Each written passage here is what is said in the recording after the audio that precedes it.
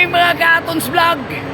Dito po tayo sa kanto ng Irod, Araneta. Mga Katons Vlog, ito na yung totoo.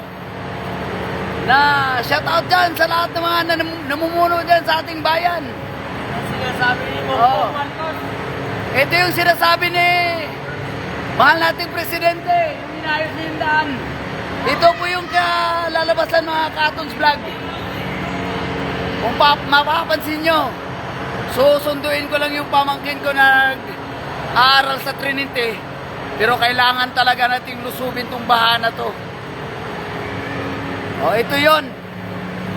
So, sa mga Katons Vlog dyan na gusto magpa-shoutout sa susunod na episode, dahil medyo malakas yung frequency ngayon dito sa may Araneta, Irod. Ito yung kabaan ng Irod mga Katons Vlog.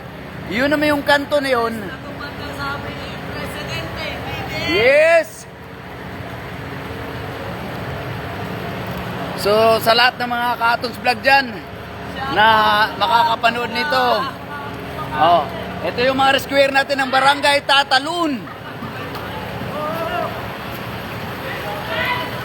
Yes! Malakas ang frequency mga Katons Vlog. So, subukan natin. Meron tayong tatawirin ngayon. Papunta tayo doon. May ilog. Kaso nga lang, pababa pala to. Kaya, malakas yung frequency. So, sa ating mga kapatid dito sa gilid lang nakatira, hirap na hirap yung buhay nila mga Katons Vlog. So, hindi natin pwedeng puntahan yung ating pinsan o pamangkin na nag-aaral ngayon sa Trinity. Marami ng basakan. Maraming basakan daw. Palayan daw basakan. So, ito na. Oh. Bawal mo na. Mami, mahulog yan ba? Mahirap yan. Tubig, iipunin.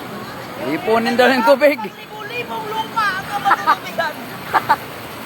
So guys, ayan yung ilog guys na mga Katons Vlog. Ito yung tatawarin natin. Okay. Thank you. Sabay lang tayo sa